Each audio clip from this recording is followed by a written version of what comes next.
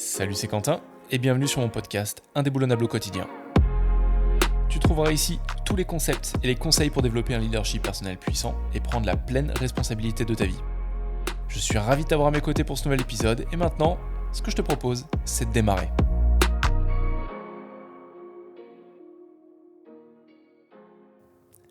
Quand on parle d'intelligence émotionnelle, il y a un livre qui fait office de Bible. C'est l'intelligence émotionnelle de Daniel Goleman. On ne pouvait pas faire plus simple comme nom. Néanmoins, c'est sûrement le livre le plus complet qui ait jamais été écrit sur le sujet. C'est normal, c'est le cœur de recherche de Daniel Goleman et c'est lui vraiment qui a porté aux yeux du grand public ce sujet, mais aussi aux yeux de la psychologie, de la science. Mais le seul point faible de ce livre, c'est qu'il fait 928 pages. Il regroupe pas loin de, je pense, 2 demi-douzaines de compétences à acquérir, façon de parler, pour être émotionnellement intelligent. C'est un truc de malade. Qui est-ce qui a le temps, hormis Daniel Goleman, parce que lui c'est son job, de travailler tout ça, de développer toutes ces compétences. Il y a une quinzaine d'années, j'ai commencé à m'intéresser vraiment à ce sujet, car le sujet des émotions, du contrôle de soi, des interactions avec les autres, me passionnait. Donc pendant un moment, j'ai essayé d'acquérir pas mal de compétences sur le sujet, les unes après les autres, mais je me suis vite rendu compte que prise indépendamment, c'est une sacrée galère. Pourtant, si j'ai commencé à étudier ce sujet, c'est pas pour rien, c'est que c'était important pour moi, car depuis que je suis gamin, je vis à travers 2 émotions, c'est principalement l'anxiété et la colère. Ne me demande pas pourquoi. J'ai vraiment l'impression d'avoir ressenti ça toute ma vie. Et je suis allé voir un psychologue, je suis allé voir des coachs spécialistes en PNL pour essayer de mieux comprendre, pour faire péter un espèce de plafond de verre, mais il y a longtemps, que je ressentais, que je n'arrivais pas à déplacer. Et pour beaucoup, leur feedback par rapport à ça, c'est qu'elles étaient une force, car elles étaient mon carburant. Elles m'avaient mené pendant des années là où j'en étais, c'est-à-dire avant 30 ans, à être directeur dans le monde de la banque, avoir une carrière où je changeais de poste tous les 18 mois. C'est pas grand-chose pour certains, c'est beaucoup pour d'autres. Moi, en tout cas, mon objectif était à l'époque, alors assez futile, mais d'être directeur avant mes 30 ans. Et je l'ai été. Et le retour de tous ces spécialistes que j'avais vus, c'est que mon anxiété, elle me permettait d'avancer vite. Et ma colère, cette rage, en fait, elle me faisait avancer sans cesse. C'était un bon carburant.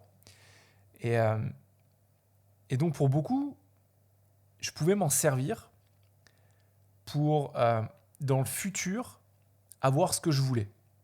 Parce que ça m'avait été utile jusque-là. Pourtant, tu vois, je ressentais cet inconfort en interne.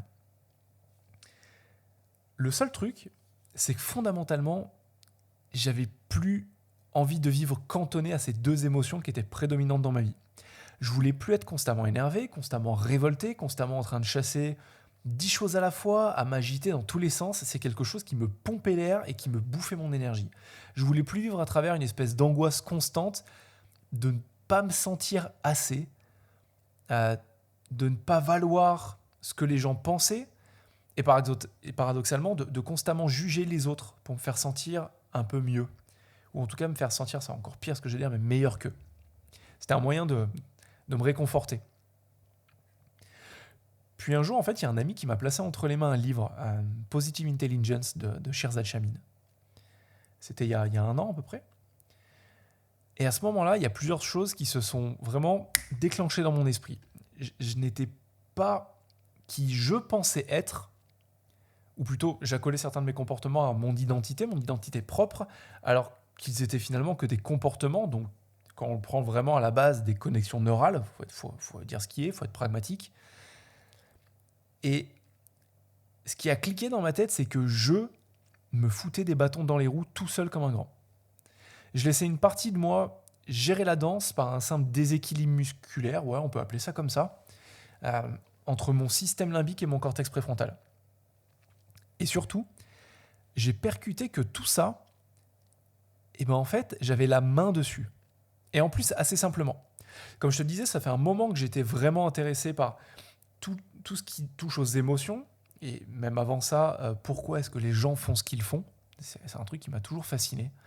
Donc très vite, je me suis lancé dans beaucoup de lectures autour de la philosophie, de la psychologie, mais aussi des neurosciences, de la psychologie positive, notamment Daniel Goleman et compagnie.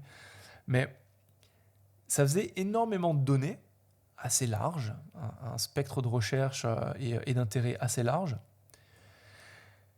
Mais ce bouquin, pour moi, a été vraiment un déclencheur parce qu'il m'a beaucoup aidé moi, mais il m'a aussi beaucoup aidé au travers de mon travail que je fais avec mes clients, de simplifier mes méthodes. Alors, j'ai commencé en fait à me former aux côtés de Shirzad, qui est enseignant à Stanford, qui a ce livre Positive Intelligence, mais qui a développé une société autour de ça. Et j'ai commencé à travailler sur mes saboteurs, puis sur ceux de mes proches, puis sur ceux de mes clients. Parce que c'est le corps fondamental de ce livre. De partir du principe qu'on a tous une propension infinie à se saboter, qu'on a tous des schémas comportementaux automatiques, des saboteurs internes, qui foutent un peu le bordel dans nos vies personnelles, professionnelles. Et ces saboteurs, il y en a plusieurs, on ne les a pas tous, il y en a des prédominants chez certains, certaines personnes vont être obsédées par le contrôle, d'autres vont être obsédées par l'achèvement de toujours plus, d'autres vont être hyper vigilants, d'autres vont se comporter comme des victimes. Ce sont des schémas comportementaux qu'on développe dans l'enfance et qui nous suivent, et surtout, le pire, c'est le plus vicieux, deviennent invisibles à l'âge adulte. Donc tout ça, j'ai commencé à le travailler moi, auprès de mes proches, auprès de mes clients, et enfin, j'ai intégré le process de certification pour être mental fitness coach. J'adore ce nom, parce que je suis un geek de gym, de fitness, de sport et compagnie, donc le mental fitness, ça me parle énormément. Bref, ça c'était un petit aparté. Mais tu vois, à la limite, j'ai envie de dire que ça, tu t'en cognes, mais ce qui est intéressant, c'est qu'en faisant ça, en vraiment m'intéressant profondément à ce système de certification, ça m'a permis de me jeter vraiment dans cette idée. Et j'ai commencé à avoir le droit d'utiliser leur approche et surtout leur technologie. Et c'est ce que je fais avec des clients. Mais voilà, on ne va pas s'attarder là-dessus, c'est pas spécialement intéressant. Car tu as, hormis la super app, la technologie qu'ils ont, qui permet de suivre tes habitudes, ce qui est vraiment ultra puissant, en fait, ce qui m'intéresse, c'est le concept des saboteurs et le concept qui se cache derrière. Et ce concept, en le travaillant seulement quelques minutes par jour, pendant plusieurs semaines, il te fait faire un bond monumental en termes d'intelligence émotionnelle en général. Alors, je ne te dis pas tout ça pour te teaser, parce que maintenant, j'aimerais que tu écoutes un peu plus loin et que tu testes ce petit truc, parce que je vais te l'enseigner maintenant. Dès que tu te sens stressé, dès que tu te sens anxieux, frustré, en colère, dépassé, ou tu commences en fait à perdre le contrôle, ça veut dire que tu passes en mode saboteur. Ça veut dire qu'il y a eu un trigger, il y a eu un déclencheur qui t'a fait passer, qui a déclenché en fait une séquence d'actions automatiques, donc des comportements, que tu répètes de manière totalement inconsciente depuis la nuit des temps, depuis ton enfance, depuis très longtemps. Et ça, sans que tu t'en aperçoives. Le but de la petite technologie en fait que je vais t'enseigner là maintenant, c'est de stopper ce mode sabotage. C'est de prendre conscience que quand tu es en train de glisser, quand tu es en train de perdre le contrôle, tu peux faire quelque chose d'extrêmement simple. Et cette chose, c'est ça. Ferme les yeux, frotte ton index et ton pouce l'un contre l'autre de telle manière à ce que tu sentes les arêtes de tes empreintes digitales. Fais ça pendant au moins 10 secondes. Mets pause dans ce podcast si tu veux, et juste teste. Ferme les yeux, frotte ton index et ton pouce l'un contre l'autre de telle manière à ce que tu sentes les arêtes de tes empreintes digitales. Concentre-toi sur cette sensation de toucher. Ok, comment te sens-tu maintenant ?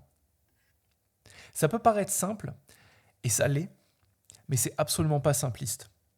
En fait, en réalisant ce geste qui à première vue peut paraître ridicule, ce que tu fais en réalité, c'est quelque chose d'extraordinaire.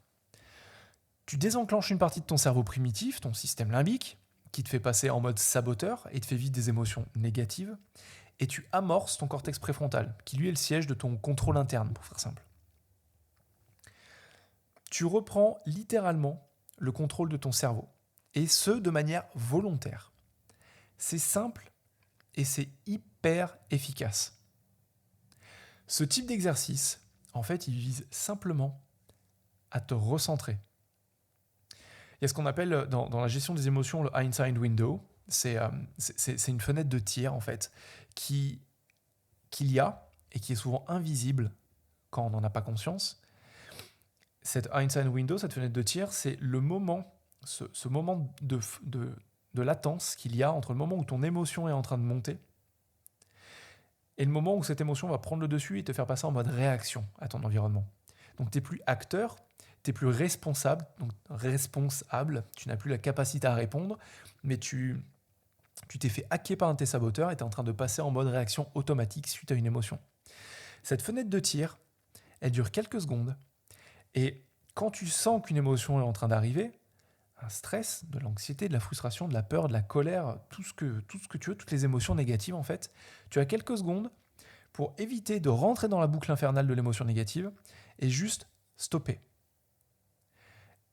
Et prendre cette conscience, ce temps de stopper la réaction, juste en te frottant les doigts ou en te concentrant sur ta respiration ou sur un son, tout ça en fermant les yeux, ça te permet juste de te recentrer.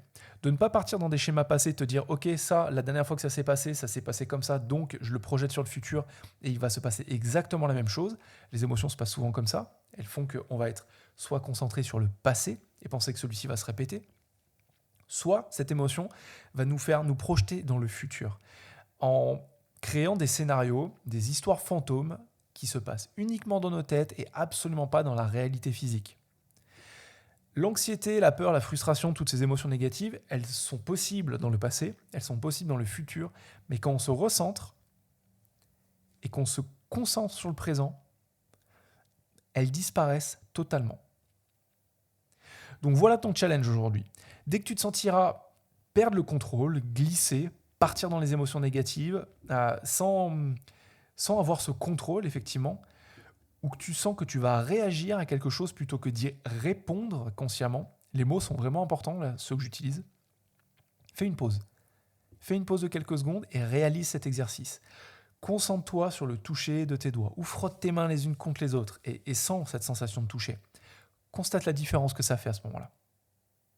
De mon côté, et avec mon entraînement, je suis bien moins anxieux et bien moins énervé. Et lorsque je le suis, ça dure radicalement moins longtemps. Alors, joue avec ça, amuse-toi, teste, itère. Ce sont vraiment des tout petits exercices, comme je le dis, qui peuvent paraître ridicules, mais le fardeau de l'espèce humaine, c'est de complexifier les choses les plus simples de la vie. On se complexifie tout seul nos vies. On se jette tout seul des bâtons dans nos propres roues. Ce qui nous empêche d'avancer, ce qui nous sabote, ce qui nous rend malheureux, ce qui nous cause de la frustration et plein d'émotions négatives avec lesquelles on pourrait éviter de passer notre temps. Donc, j'espère que ces conseils t'auront été utiles. Franchement, vas-y, essaye, teste. Et n'hésite pas à me dire sur les réseaux sociaux, sur LinkedIn ou sur Instagram. Tu me trouveras dans tous les cas sur Quentin Villard. Envoie-moi un DM pour me dire les résultats que ça t'a apporté. Et je te dis à très vite dans un prochain épisode de podcast. Ciao. Si tu as retiré une idée de cet épisode, je t'encourage vivement à passer à l'action et à la tester dans le monde réel. Tu peux aussi m'aider et mettre 5 étoiles à ce podcast pour le promouvoir. Enfin, si tu veux aller plus loin, je t'invite à rejoindre ma newsletter en description dans laquelle je délivre mon meilleur contenu, mais aussi à lire mon livre indéboulonnable, Stratégie pour renforcer son esprit et son mental. En attendant, je te dis à la prochaine, juste ici sur le podcast Indéboulonnable. Ciao!